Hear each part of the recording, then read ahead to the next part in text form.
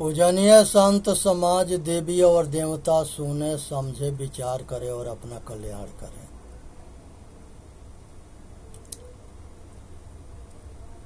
महर्षि दयानंद सरस्वती जी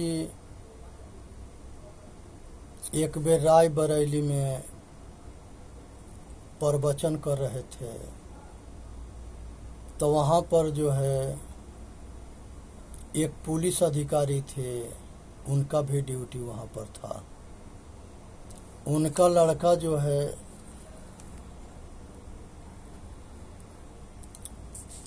मुंशी राम जो है वकील थे, और उस समय में मुंशी राम जी सब नशा खाते थे, शराब पीते थे। तो वो अधिकारी से जो है उनके पिताजी सोचे कि अगर महर्षि के सत्संग सुनेगा तो कुछ परिवर्तन होगा। तो अपने बेटा के बुलाए मुंशी राम वकील के। पिता के बात मान करके मुंशी राम जी आ गए। आने के बाद से उन्होंने जो है सत्संग को सुने। सत्संग के सुनने के बाद से लगातार जो है 4-6 दिन सुने।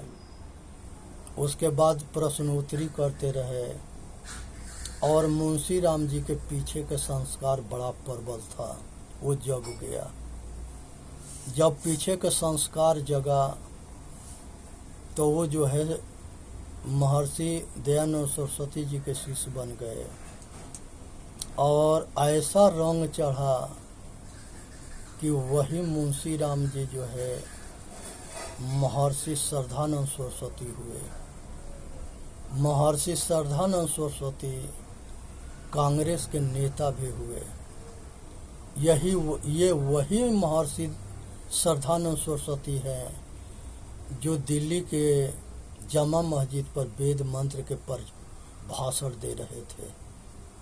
ये वही श्रद्धानंद सरस्वती है जो मुसलमान जो है हिंदू के धर्म परिवर्तन कराए थे। ये वो जो है धर्म परिवर्तन कराया हुआ मुसलमान को ये हिंदू बना रहे थे। इस बात से वो मुसलमानों में तहलका मच गया। अब इनके वो सब जान के दुश्मन बन गए और इनके पीछे पड़ गए, विरोध करने लगे। और उसके बाद से महर्षि जो है इंसान बन करके इंसानियत के प्रचार करते थे, प्रवचन देते थे। आज सभी जाति के धर्म के लोगों को वो अपने गले लगाना शुरू कर दिए। आज जो सबके समान समझता है वो सबके होता है, आज जो पक्षपाती होता है, भेदभाव रखता है, वो सबके नहीं हो सकता है। तो इसलिए जब जोगी के जगत के इच्छा रहता है तो वो जगत के जोगी दास होता है।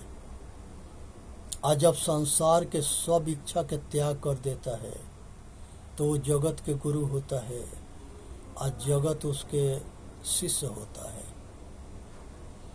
इसी तरह से उन्होंने अपने सारे दौलत, जगह जमीन बेच के और हरिद्वार में गुरु कांगड़ी गुरुकुल के निर्माण कराए। और गुरुकुल कांगड़ी में हरिद्वार के पास में बहुत विद्यार्थी पढ़ते रहे, और हिंदुस्तान के गुलामी से आज़ादी के लिए हमारे क्रांतिकारी भी काम कर रहे थे। और ज़्यादातर क्रांतिकारी जो है महर्षि दयानंद सरस्वती और महर्षि श्रद्धानंद सरस्वती के मार्गदर्शन से लीडर निकले, जो देश के लिए बहुत बड़े स्तर पर देश के कल्याण के लिए बिगुल फूके, युद्ध लड़ते रहे, बहुत फांसी हो गए, बहुत जो है जहर दे के मार दिए गए, बहुत गोली के शिकार हुए, भयंकर संघर्ष हुआ। अब विद्रोह छिड़ गया। ऐसे संघर्ष चलता रहा। लास्ट में कांग्रेस पार्टी से महर्षि श्रद्धानंद सरस्वती त्याग दे दिए और वो जो है अपना गुरुकुल के देख रेख करने लगे। संजोग बस एक गद्दार जाता है अब्दुल रशीद नाम के, उसने जो है महर्षि के तबीयत खराब था और महर्षि आखिरी समय में थे, तो उनके पास एक शिष्य था।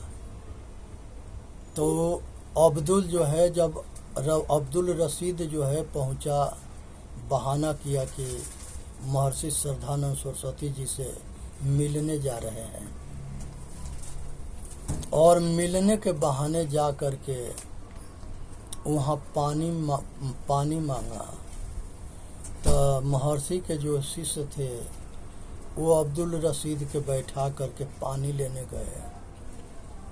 लेने गए तो उसी कंडीशन में वो गोली से महर्षि श्रद्धानंद सरस्वती के गोली से भूज दिया। जब गोली मार रहा था तो वहाँ महर्षि चिल्ला रहे थे, कराह रहे थे। तो वहाँ पर जिसके जिंदगी भर जिस परमात्मा के भजन भाव पूजा किए या कराए, वो परमात्मा उनको बचाया नहीं, इसलिए कि वो है न है, नहीं बचा सकता। और नहीं तो जिसके भरोसा ना है वो जो है परीक्षा करके देख ले, वो किसी के नहीं बचा सकता। जो प्रबल शक्ति है उसके पास ज्ञान ना है, वो प्रकृति है। इस बात को जड़वादी नहीं समझते। वो जड़ को जो है चेतन वो परमात्मा मान करके अब भरोसा में मारे गए सब। आज जरूरत है कि प्रकृति के जड़ के या चेतन के अलग अलग जानने के। ये दोनों के ना जानने से बहुत बड़ा जो है अहित हुआ है, और ये अहित के कारण था कि वो भरोसावादी बन गए, भगवानवादी बन गए, जातिवादी बन गए, मजहबवादी बन गए, पक्षपाती बन गए, नीच ऊंच के भावना हो गया। हम जो है मनुष्य को बांटने लगे, एक गधा के लगे जा करके, और वो अपने जाति के पहचान कर लेता है, कुत्ता के देख के पहचान कर लेता है।